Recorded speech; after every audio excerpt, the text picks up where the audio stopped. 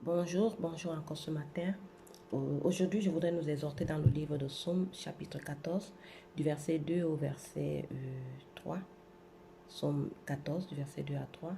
Là, la Bible nous dit, l'Éternel, Dieu des cieux, regarde les fils de l'homme pour voir s'ils sont intelligents, s'ils cherchent Dieu. Il dit que tous sont égarés, tous sont pervertis, il n'en est aucun qui fasse le bien, pas même un seul. Tous sont égarés, tous sont pervertis, il n'en est aucun qui fasse le bien, pas même un seul.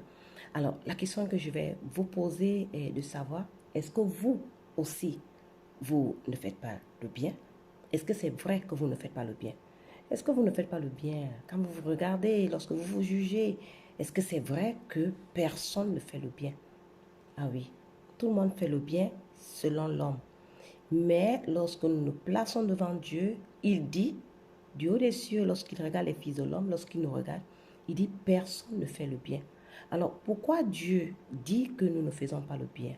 Alors que nous savons que nous faisons le bien.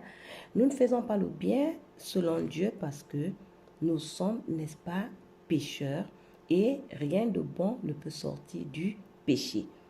Alors, le péché ne peut rien faire sortir de bon. Alors, si nous sommes des pécheurs, il faut que nous sachions que rien de bon ne peut sortir de nous. Alors, tout ce que nous faisons comme effort pour être agréable à Dieu est en vain. Mais par contre, tout ce que nous pouvons faire comme effort pour être agréable à nos semblables, oui, cela a, n'est-ce pas, de l'effet, cela, n'est-ce pas, produit du fruit, mais ce sont des fruits qui n'existent pas devant Dieu. Alors, que faut-il faire pour que Dieu considère que nous faisons du bien? Déjà, la réponse est rien. Nous ne pouvons rien faire. Pour que nous puissions être agréables devant Dieu, ou alors que Dieu puisse considérer ce qui vient de nous, la Bible dit que nous devons, n'est-ce pas, avoir Jésus-Christ en nous.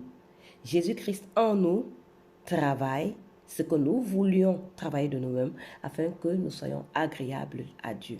Alors, qu'est-ce que je suis en train de dire ce matin? Lorsque nous recevons Jésus-Christ, première chose qu'il fait, il nous donne la vie. Notre rencontre avec Jésus-Christ, c'est pour que nous ayons la vie. La vie, pourquoi? Parce que nous avons reçu la mort. Je dirais grâce au péché, nous avons reçu la mort. Alors Dieu, envoyant Jésus-Christ sur la terre, c'est pour que nous soyons, n'est-ce pas, sauvés du péché, pour que nous ayons la vie. Et cette vie qui est Jésus-Christ travaille, n'est-ce pas, les œuvres qui peuvent être agréables à Dieu. Alors Dieu nous regarde en Jésus-Christ et non en nous-mêmes. Et non en nous-mêmes. C'est ça.